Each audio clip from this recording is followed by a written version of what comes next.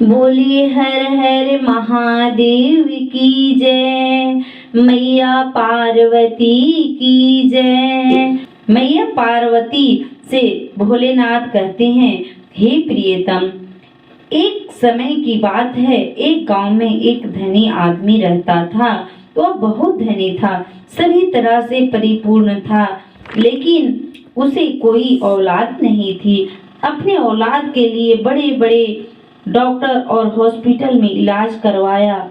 मथुरा, काशी, देवघर ऐसे बड़े देवी देवताओं के स्थान पर जाकर पूजा आराधना किया और प्रभु से अपने वंश में औलाद मांगने की प्रार्थना विनती करता। जहाँ जहाँ देव स्थानों पर पति पत्नी जाते और माथा टेकते, भगवान के पास गिड़गिड़ाते और रो रो कर प्रार्थना करते कि हे प्रभु, मुझे एक संतान दो, हमसे जो गलती हुई होगी उसे माफ कर दो। शिव गुरु पार्वती मैया से कहते हैं, हे प्रिय, इस तरह से करते करते 15 साल बीत गया, लेकिन उसे कोई संतान नहीं हुआ। इस दुख के मारे और भी वे पति पत्नी बहुत दुखी हुए और ईश्वर को कोसते और अपने आप पर गिड़गिड़ाते। शंकर जी मैया पार्वती से कहते हैं, हे प्रियतम, जिस घर में संतान नहीं होता वह घर घर नहीं रहता, वह श्मशान नजर आता है। धीरे धीरे इलाज करते, पूजा पाठ करते और यज्ञ करते रहे। 20 साल बाद एक पत्नी गर्भवती हुई और एक बड़े हॉस्पिटल में 9 महीने के बाद एक लड़का पुत्र पैदा हुआ। वह पुत्र बहुत सुंदर था, लेकिन आंख नहीं था। एक आंख देखकर माता को बहुत दुख हुआ और वह नर्स से पूछी, क्या इसका कोई उपाय है? नर्स बोली, हाँ है। आप अगर अपनी एक आंख अपना देगी तो पुत्र बहुत सुंदर दिखेगा, लेकिन आप कानी हो जाओगी। माँ बोली, मैं कानी हो जाऊंगी, इससे मुझे कोई दुख नहीं है, मेरा पुत्र तो सुंदर दिखेगा। यह बात सुनकर नर्स माँ के एक आंख निकालकर अब उसके पुत्र को लगा दिया और कुछ दिन में स्वस्थ होकर पति पत्नी घर लौटे और बहुत अच्छे से दिन बीत रहे थे।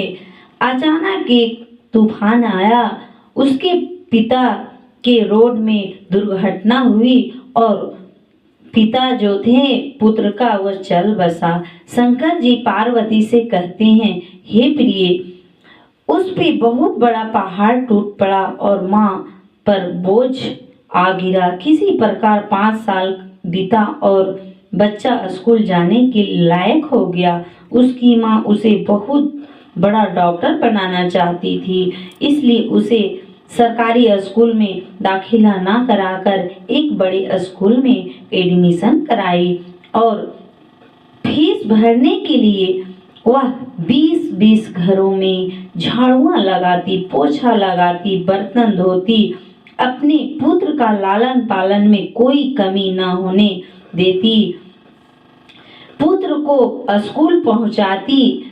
जब पुत्र पढ़ लिख कर 10 वर्ष का हुआ तो मां को साथ में स्कूल नहीं आने को कहने लगा। शंकर जी पार्वती मैया से कहते हैं, प्रिय, वह पुत्र मां को इसलिए स्कूल नहीं पहुंचाने के लिए कहता था क्योंकि माँ कानी थी। उसे कानी माँ के साथ आना जाना पसंद नहीं था। जब माँ ने पूछा, पुत्र, मैं साथ में स्कूल पहुँचाने क्यों नहीं जाने देता? पुत्र बोला, माँ, मेरे दोस्त मुझे चिढ़ाते हैं और कहते हैं तुम्हारी माँ कानी है, इसलिए मुझे अच्छा नहीं लगता। माँ को अंदर ऐसा लगा जैसे उसके अंदर पहाड़ टूट पड़ा। फिर भी माँ अपने पुत्र से बोली, पुत्र, मैं तुम्हारे साथ नहीं जाऊंगी, लेकिन तुम रोड में अच्छा से जाना, क्योंकि तुम्हारे पिता की दुर्घटना से मैं घबरा गई हूँ। पुत्र, पढ़ लिख कर एक बहुत बड़ा डॉक्टर बना। उसकी नौकरी एक बड़े शहर में हो गई। यह बात जान माँ बहुत खुश हुई। सोचने लगी कि अब हमारे बुरे दिन कट गए। अब हम जो फटी कपड़ा 20-20 घर में नौकरियां करती थी, झाड़ू लगाती थी, बर्तन धोती थी, काम करती थी, वह दिन अब समाप्त हो गया।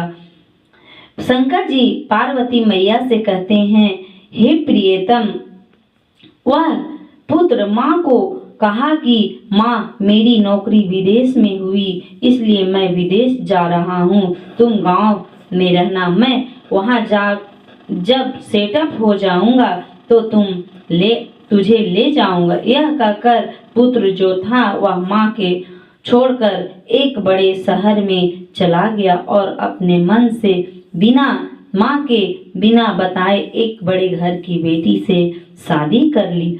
माँ जो थी वह बहुत बड़े बड़े सपने सजा रही थी। अब मैं अपने से एक अच्छी बहू ढूंढूंगी, बेटा को दुल्हा बनाऊंगी और शादी धूमधाम से कराऊंगी। गांव में मिठाइयां बांटूंगी, भोजन करवाऊंगी, बारात सजाऊंगी। शंकर भगवान पार्वती मैया से बोले, हे प्रिय, मैं बैठा के गए 1 साल, पुत्र के गए 1 साल बीत गया।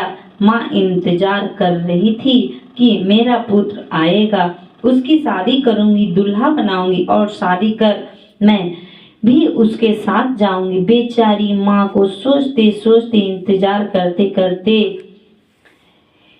1 वर्ष से भी ज्यादा हो गया, लेकिन पुत्र बड़े डॉक्टर बनने के घमंड में माँ को भूल गया। शंकर जी पार्वती मैया से कहती है, हे प्रिय, जब पुत्र विदेश से माँ को नहीं लेने आया तो बेचारी रो रो कर गांव में काम कर करके गोरा रंग जो था वह काला पड़ गया और बूढ़ी हो गई। जब पुत्र नहीं आया तब माँ ने एक दिन विचार बनाई और वह शहर की ओर चल दी। चलते चलते वह उस शहर में पहुंची जिस शहर में उसका बेटा रहता था, और बहुत कोशिश करने के बाद वह एक गाड़ी के पास पहुंची और गाड़ी वाले को अपने बेटे की तस्वीर को दिखाकर बोली कि देखिए, यह मेरा बेटा है, इसी शहर में रहता है। तो गाड़ी वाला जो था वह जानता था, डॉक्टर के नाम, बहुत बड़ा डॉक्टर के नाम से वह विख्यात था। गाड़ी वाला उसके बेटा के घर पहुंचाया दिया। पुत्र बहुत बड़ा आलीशान भवन में था। माँ जब वहां पहुंची तब वह दरबान लगा हुआ था। दरबान जैसे ही डॉक्टर के माँ को देखा वैसे ही उसे डांटने लगा, अरे बुढ़िया, तुम कहाँ जा रही है? ये डॉक्टर साहब का घर है। माँ बोली, जो डॉक्टर है वह मेरा बेटा है। दरबान यह सुनकर तंग रह गया और बुढ़िया से पूछा कि मैं कैसे समझूं कि डॉक्टर तुम्हारा बेटा है। तो बुढ़िया डॉक्टर का तस्वीर दिखाया। तब बुढ़िया को अंदर आने का अवसर मिला। जैसे बुढ़िया अंदर आई और देखी, पालने में एक बच्चा पड़ा खेल रहा था। माँ सब समझ गई और बोली, भगवान यही मंजूर था आपको। बच्चा को देखकर फूली नहीं समाई और बच्चे को गोद में ली। गोद में बच्चे लेते ही जोर से चिल्लाया और रोने लगा। बच्चे की रोने की आवाज सुनकर बहू बाहर आई और देखी कि एक भिखारी मेरे पुत्र को गोद में ले ली है। वह जोर से चिल्लाई और पुत्र को हाथ से झिझकोरते हुए छीन ली और चिल्लाई। जैसे ही चिल्लाई तैसे उसका बेटा जो पति था वह दौड़कर आंगन में आया और माँ को देखकर हैरान रह गया। जब बहू ने बेटे से पूछा कि यह बुढ़िया कौन है, इसे भगाओ, तो बेटा बोला, बुढ़िया भिखारिन भागती है कि नहीं? तब माँ बोली, बेटा मैं तुम्हारी माँ हूँ, तुम मुझे क्यों भूल गया। यह बात जब बहू सुनी तब बहू आग बबूला हो गई। पुत्र बोला, तुम हमारी माँ नहीं हो सकती, मेरी माँ इस दुनिया से कब की चल बसी है। यह बात जब माँ सुनी तो जमीन तले पैर खिसक गए और वह बाहर निकल गई। बाहर निकलकर दरबान को एक कागज मांगी और उस कागज में माँ ने एक पत्र लिखा, जिसमें लिखा था कि पुत्र, जो तुमने 2 आंखें है उसमें तुम्हारा एक आंख नहीं था, वही आंख हमारी तुम में लगी हुई है और मैं कानी हूँ। एक आंख है, वह आंख हमने तुम्हारी आंख लगाई। बेटा मेरी आंख के सहारे तुम सदा खुश रहना, ये हमारी दुआ है। माँ दरवाजे के बाहर फांसी लगाकर मर गई। जब हल्ला हुआ, दरबान बताया कि बाहर में कोई लाश पड़ा है, तो बेटा वहां पहुंचा और देखा कि जहां माँ लटकी थी वहां एक पत्र लिखा हुआ था। पत्र में लिखा था कि बेटा, जो तुम्हारी आंख वह जो हमने एक आंख दी है, मेरी एक आंख नहीं है, वह आंख तुम्हारी आंख है, इसलिए मेरी आंख है। पुत्र सदा खुश रहना, यह हमारी आशीर्वाद है, दुआ है। बेटा पढ़कर पछताने लगा, क्या मिलेगा, इसलिए सोच समझकर कोई भी कदम उठाना चाहिए। समय तो निकल चुका था, उसे कुछ मिलने वाला नहीं था। माँ तो मर चुकी थी, माँ के जिंदे रहते उसने कुछ नहीं किया, इससे पछतावे के अलावे कुछ भी नहीं मिला। इस संसार में कुछ भी नहीं है, माँ से बढ़कर संसार में कोई नहीं होता।